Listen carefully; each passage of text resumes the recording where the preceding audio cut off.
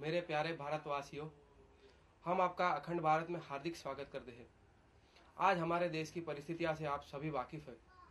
हमारे देश में भ्रष्टाचार, प्रांतवाद, परिवारवाद, प्रदूषण, महंगाई, गरीबी ऐसे कई प्रकार के दूषण हैं, जिससे हमारा देश जो प्रगति होनी चाहिए उस प्रगति को हासिल नहीं कर पा रहा है। सबसे बड़ा कारण है हमारे देश के अंदर भ्रष्टाचार। ये बड़ा दूषण है। भ्रष्टाचार की वजह से हमारा देश प्रगति नहीं कर पा रहा है। हमारे देश के लोगों को अपॉर्चुनिटी जो है वो अपॉर्चुनिटी नहीं मिल रही है। इस भ्रष्टाचार की सबसे बड़ी जड़ है हमारे देश के नेता। बच्चा जब पैदा होता है वहां से जब भ्रष्टाचार शुरू होता है तो इंसान मरता है, तब तक भ्रष्टाचार के दलदल में फंसते जाता है। देखिए अभी के जब हम बच्चा पैदा होता है, हम हमारे बच्चे का बर्थ सर्टिफिकेट जब लेने जाते हैं तो वहां हमें पैसे देने पड़ते हैं। वहां से जब बच्चा स्कूल में जाता है तो वहां पे हमें डोनेशन के तौर पे भ्रष्टाचार देना पड़ता है। आगे बच्चा जब नौकरी में लगता है तब हमें पैसा देके उन्हें नौकरी लेनी पड़ती है। जब इंसान मरता है तब उन्हें डेथ सर्टिफिकेट के लिए पैसा देना पड़ता है। स्मशान भूमि में जब आप जाओ तो वहां पे कहते हैं हम 4 लोग हैं, हमारा क्या। तो इस तरीके से जो भ्रष्टाचार है वो हमारे देश को निगलते जा रहा है। हमारे पढ़े लिखे लोग जो कहते हैं कि हम पढ़े लिखे हैं, वो आगे नहीं आते हैं, वो आगे आना नहीं चाहते, क्योंकि वो कहते हैं कि नहीं, पॉलिटिक्स के अंदर दलदल है, पॉलिटिक्स गंदा है। जब तक आप पॉलिटिक्स में नहीं आओगे, तब जब आप गटर में नहीं उतरोगे तो गटर किस तरीके से साफ करोगे। हमारे जो बुद्धिजीवी लोग हैं वो कहते हैं नहीं, पॉलिटिक्स से दूर रहना चाहिए, राजनीति से दूर रहना चाहिए। हम आपका आह्वान करते हैं कि आप हमारे साथ जुड़िए, इस भ्रष्टाचार को खत्म करने के लिए हमारे साथ जुड़िए। हम देख रहे हैं कि डिफेंस में भ्रष्टाचार हो रहे हैं, हेलीकॉप्टर खरीदने में भ्रष्टाचार हो रहे हैं। कुछ साल पहले एक गवर्नमेंट थी जो डिफेंस के टाइम कॉफिन, जब कारगिल में हमारे सैनिक जब शहीद हुए थे तो उस शहीदी के टाइम जो कॉफिन खरीदे गए थे वो कॉफिन में भ्रष्टाचार था, उसकी खरीदी में भ्रष्टाचार था। हम आज देख रहे हैं कि हमारे राजनीति के अंदर परिवारवाद चल रहा है। जो नेता है वो चाहता है कि मेरा बेटा, मेरी बेटी, मेरा भाई, भतीजा, यही सब लोग मिनिस्टर बने, पद हासिल करें। लेकिन क्या ये आपको जायज लगता है? अब हम देख रहे हैं केंद्र में कि भाई केंद्र में एक मंत्री आ रहा है, वो चाहता है कि मेरा बेटा आगे कुछ बने। किसी राज्य में जाके देखिए, बिहार में देखिए, अगर नेता डिस्क्वालीफाई हो रहा है किसी रीजन से चीफ मिनिस्टर बनने के लिए तो उनकी बीवी आ जाती है। साउथ में जाइए, वहां पे देखिए तो वहां पे देख रहे हैं कि भाई कोई अगर नेता डिस्क्वालीफाई हो रहा है तो वो अपने बेटे को, अपनी बेटी को, अपने भतीजे को चीफ मिनिस्टर बनाने के लिए मेहनत कर रहा है। आंध्रा में देखिए, हर जगह यही चल रहा है। ये क्या हो रहा है? क्या इसी तरह से देश हमारा आगे प्रगति करेगा? गरीबी, कोई गरीबी के बारे में नहीं सोच रहा है। आज गरीब इंसान पिसते जा रहा है। गरीबों को देखने के लिए कोई नहीं है इस दुनिया में। हमारे भारत देश की बात करें, सब नेता चाहते हैं कि हमारा घर भरे, हमारा पैसा हमें मिले। कोई यही नहीं देख रहा कि गरीब को किस तरीके से बढ़ावा दिया जाए, गरीब को किस तरीके से, गरीब की स्थिति मजबूत की जाए। गरीबों का अनाज एक्सपोर्ट कर रहे हैं, लेकिन वही अनाज को सस्ते दाम में नहीं दिया जा रहा है। गोदामों में अनाज सड़ रहा है। अनाज से दारू बनाने के लिए परमिशन दी जा रही है, लेकिन वही अनाज आदरणीय सुप्रीम कोर्ट के आदेश के बावजूद लोगों में नहीं बांटा जा रहा है। एक तरफ अकाल पड़ा हुआ है। इस अकाल को दूर करने की कोई स्कीम नहीं है गवर्नमेंट के पास। जो स्कीम है वो स्कीम इंप्लीमेंट नहीं हो पा रही है। इसका सबसे बड़ा कारण है भ्रष्टाचार। आज देख रहे हैं कि रोड बन रहे हैं, रोड टूट रहे हैं। मुंबई महानगर पालिका देखिए, मुंबई महानगर पालिका के अंदर रोड बनाए जा रहे हैं। हर साल गड्ढे के लिए हर साल गड्ढे के लिए हर रोड पे गड्ढे बन रहे हैं। उसे बारिश के टाइम जो गड्ढे बन रहे हैं उसे बंद करने के लिए इतना बड़ा बजट आ रहा है, लेकिन फिर भी गड्ढे वहीं के वहीं हैं। कुछ साल पहले किसी ने एक अच्छी टेक्नोलॉजी लाई थी जिसके वजह से रोड में गड्ढे कभी नहीं होंगे, लेकिन वो टेक्नोलॉजी महानगर पालिका ने एक्सेप्ट नहीं की।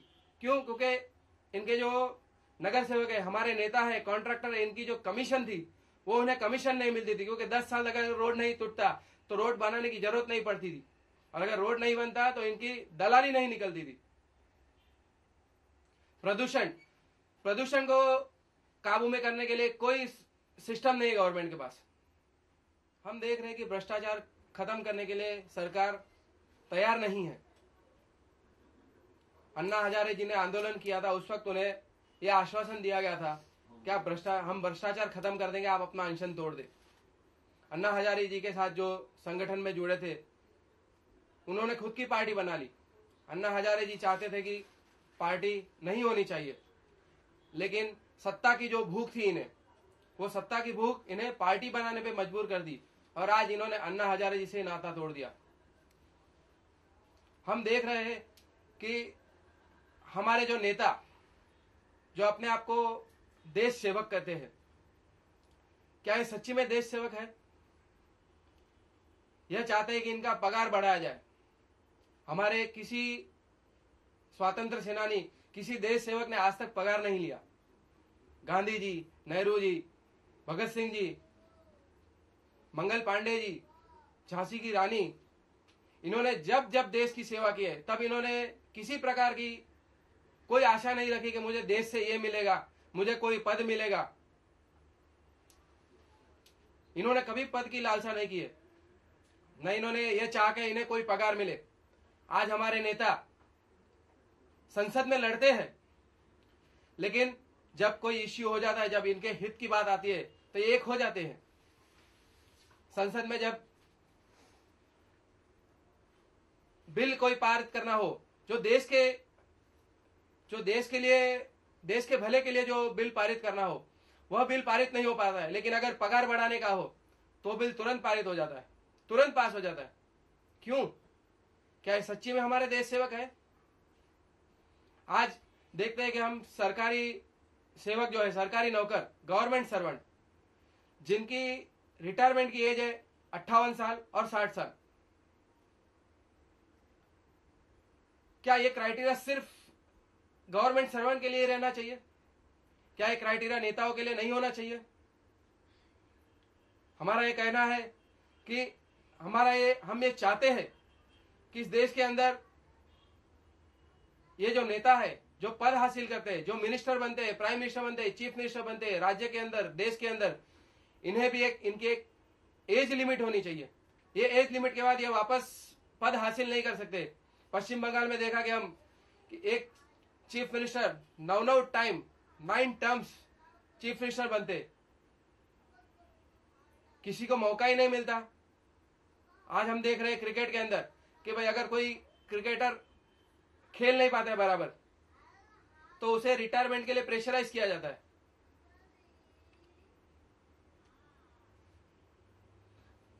हम चाहते हैं कि रिटायरमेंट की एज भी एक 60 साल होनी चाहिए। दूसरी चीज हम चाहते हैं कि अगर कोई भारत का नागरिक अगर आमदार बनता है या खासदार बनता है या नगर सेवक बनता है तो उसे सिर्फ 2 टर्म देनी चाहिए। अमेरिका के अंदर प्रेसिडेंट के लिए 2 टर्म ही है सिर्फ, 3rd टर्म वो लड़ नहीं सकता है। क्या हमारे देश के अंदर ये चीज नहीं हो सकती है? दूसरी बात, काले धन की, जो बाबा रामदेव जी चाहते हैं कि काला धन विदेश से भारत में वापस हो। क्या कर रही है हमारी सरकार? हम बात कर रहे हैं, हम ये कर रहे हैं, कुछ नहीं हो रहा है। क्यों? क्योंकि यह मिनिस्टर, ये नेता, राजनेता, इन्हीं का धन विदेशों में पड़ा हुआ है। ये नहीं चाहते कि काला धन भारत में वापस हो।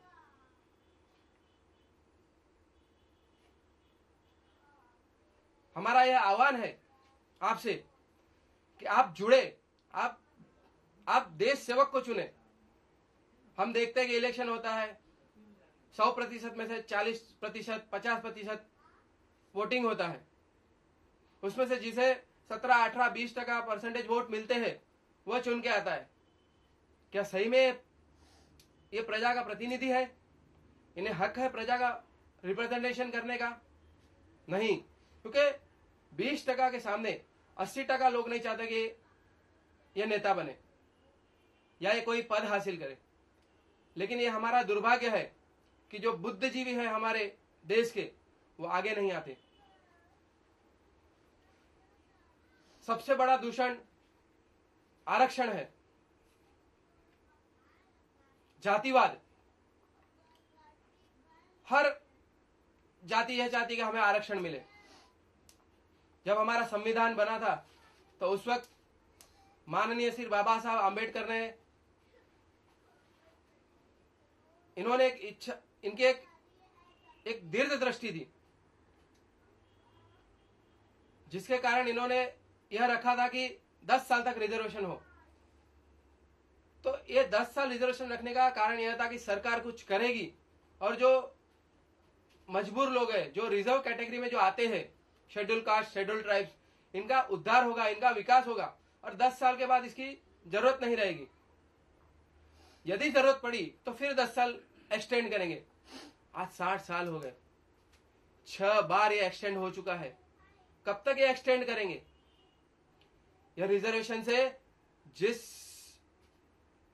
जो लोग हैं, जिनके अंदर कैलिबर है, क्वालिटी है, जिनके अंदर क्षमता है, वो लोग आगे नहीं आ पा रहे हैं। आज हम देख रहे हैं कि मेडिकल के अंदर, एडमिशन के अंदर, यदि आप किसी कास्ट से बिलोंग करते हैं तो आपको रिजर्व कैटेगरी में आपको एडमिशन मिल जाता है। जो बंदा 94, 95, 95, 96, 92% ला रहा है, उसे एडमिशन नहीं मिल पाता।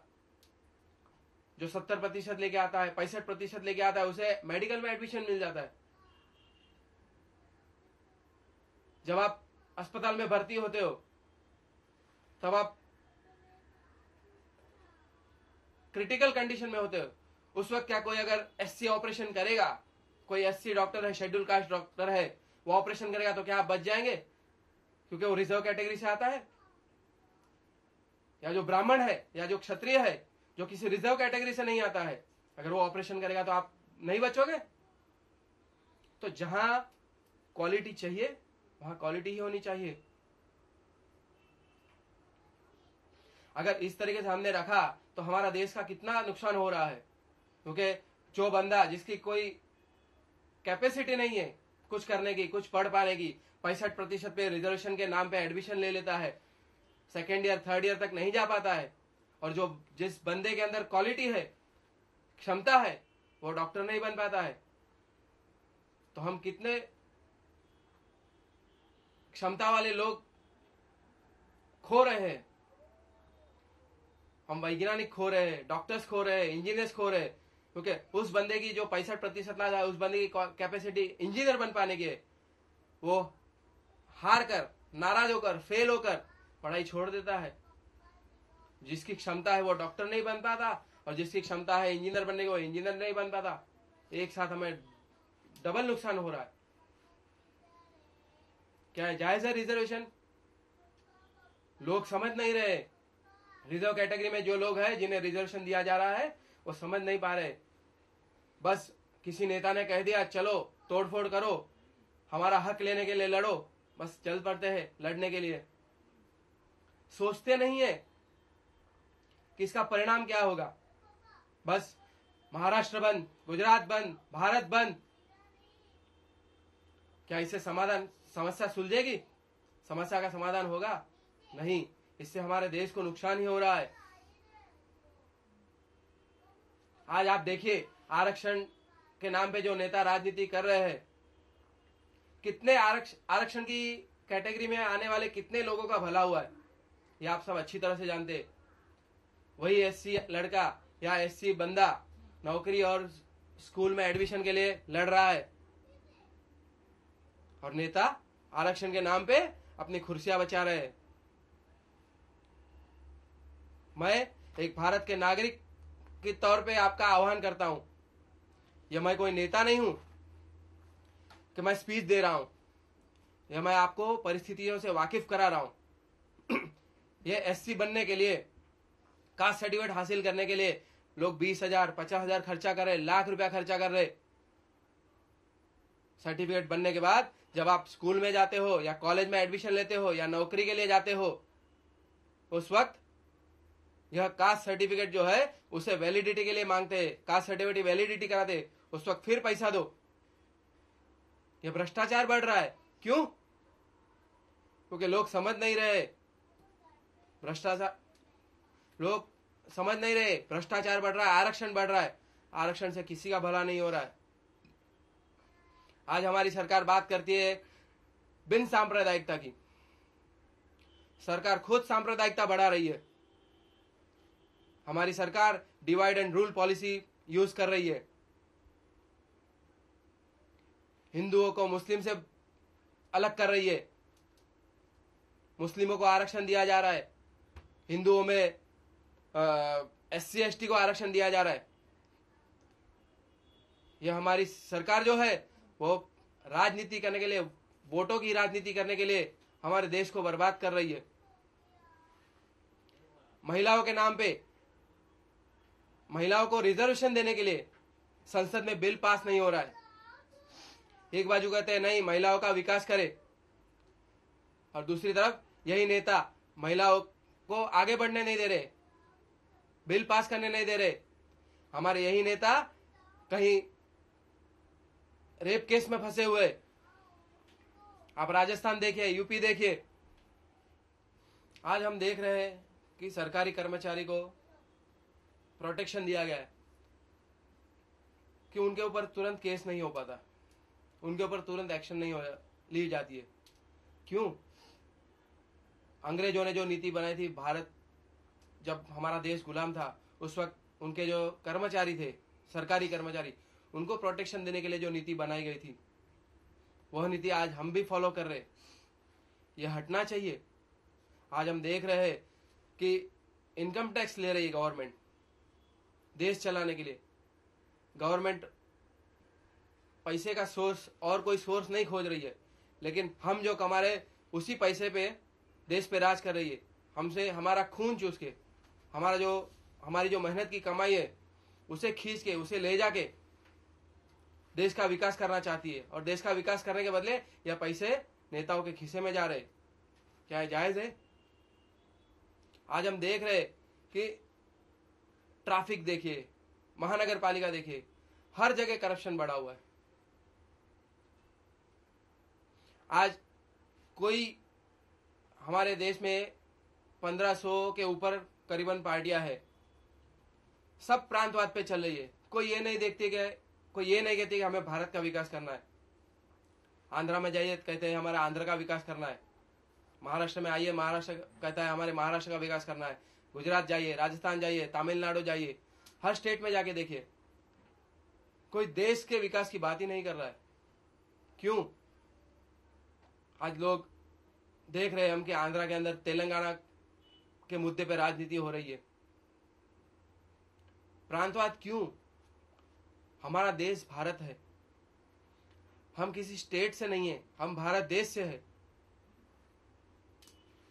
फिर भी प्रांतवाद बढ़ रहा है। आज यही प्रांतवाद, आज हम देख रहे हैं कि सेंटर में जब कोई गवर्नमेंट आती है तो कोalition गवर्नमेंट आ रही है। क्यों? क्योंकि हर स्टेट के अंदर लोग स्टेट पार्टी को वोट दे रहे, जो पार्टी अच्छा कर रही है उसे वोट नहीं दे रहे। क्यों? और जब यही केंद्र सरकार के सपोर्ट देने के लिए जब बात आती है तो हर स्टेट के जो पार्टियां है, स्टेट पार्टियां, वो अपनी बात मनवाने के लिए, अपने क्षेत्र का विकास के नाम पे केंद्र से पैसा लेने के लिए समर्थन के टाइम करोड़ों रुपए का सौदा करती है, और जब समर्थन देती है तो एक पैकेज लेके आती है अपने स्टेट के लिए। क्यों? दूसरे जो राज्य है वो क्या भारत देश का अंग नहीं है? दूसरे राज्य में रहने वाले लोग क्या वो भारतीय नहीं है? क्या वो भारत के नागरिक नहीं है?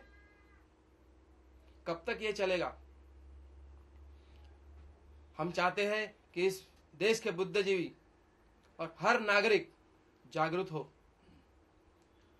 हर नागरिक भारत देश के विकास की बात करे, ना कि हमारे अपने विकास की, अपने घर के, अपने क्षेत्र के, अपने प्रांत के विकास की बात करे। वो सिर्फ भारत देश के विकास की बात करे। आज हम देख रहे हैं कि नेताओं को प्रोटेक्शन मिल रहा है, वीआईपी को प्रोटेक्शन मिल रहा है, जनता के प्रोटेक्शन की कोई सोच ही नहीं रहा है, जनता के रक्षण की कोई सोच ही नहीं रहा है। जब हमारे जो फ्रीडम फाइटर्स थे, गांधी जी, लोकमान्य तिलक जी, भगत सिंह जी, मंगल पांडे जी, इन्होंने जब देश को आजाद करने की मुहिम चलाई थी, देश आजाद होने तक यह अंग्रेज सरकार से लड़े, कितनों ने गोली खाई, कई लोग फांसी पर चढ़े। वह भारत के सच्चे सेवक थे, वह भारत की सच्ची प्रगति चाहते थे। वो ये नहीं चाहते थे कि मुझे कोई पद मिले, मुझे कोई नाम मिले। आज हम देख रहे हैं कि बस कोई रोड बन रहा है, हमारे घर के व्यक्ति का नाम दो, कोई एयरपोर्ट बन रहा है तो हमारे घर के व्यक्ति का नाम दो। क्यों? स्वातंत्र सेनानी कोई नहीं है? जब हमारे स्वातंत्र सेनानी जब स्वातंत्र के लिए लड़ रहे थे, तब किसी ने यह नहीं सोचा था कि मुझे पगार मिलेगा, जब देश आजाद होगा तब मैं नेता बनूंगा, मुझे पगार मिलेगा। आज हर नेता चाहता है कि मुझे बंगले में रहने मिले। कौन सा नेता है जो झोपड़पट्टी में रह रहा है? बताइए मुझे, एक नेता बताइए जो झोपड़पट्टी में रह रहा है। एक नेता बताइए जो सरकारी वाहन से, पब्लिक ट्रांसपोर्ट से ट्रैवल कर रहा हो। एक नेता बताइए। जो नेता आते हैं, चलते हैं दिखावे के लिए। आज हम ट्रेन से जा रहे, बस से जा रहे, लोगों की समस्या समझने के लिए। कौन सी समस्या समझ रही है? जब ये ट्रेन में चढ़ते हैं तो इस वक्त इनके जो पार्टी के जो कार्यकर्ता है वही चढ़ जाते हैं ट्रेन के अंदर, आम आदमी को चढ़ने नहीं देते, पुलिस किसी को चढ़ने नहीं देती है, और ये मजे से ट्रेन से ट्रैवल करते हैं। आज चर्चगेट से लेके विरार तक, छत्रपति शिवाजी टर्मिनस से लेके करजत कसारा तक लोग ट्रैवल करते हैं। उस वक्त जब हम ट्रेन में होते हैं तो हम ट्रेन से हमारा मोबाइल नहीं निकाल पाते, इतनी गर्दी होती है। और जब ये ट्रैवल करते हैं तो ट्रेन के अंदर शूटिंग हो जाता है। शूटिंग करने की जगह कहां से मिलती है इनके? ये सब दिखावा है। जब इलेक्शन आता है तो हाथ जोड़ के आ जाते हैं हमारे सामने भीख मांगने के लिए, वोट के लिए। हम आपके लिए लाइट की सुविधा देंगे, इलेक्ट्रिसिटी देंगे, ये देंगे, वो देंगे। और जब सरकार आ जाती है तो पेट्रोल का भाव बढ़ जाता है, इनका पगार बढ़ाने के लिए। जो हमारे देश के सच्चे सेवक है, जो हमारे देश के लिए सेना पे लड़ रहे, सीमा पे लड़ रहे, उन्हें पगार नहीं मिलता बराबर। आप जाके देखिए इनके घर की कंडीशन क्या है। इनकी राजनीति वहां पे भी होती है। आज उत्तर प्रदेश के अंदर एक पुलिस ऑफिसर मारा गया तो वहां पे भी राजनीति हो गई कि उनके घर के 5 लोगों को नौकरी दी जाएगी। क्यों ये राजनीति?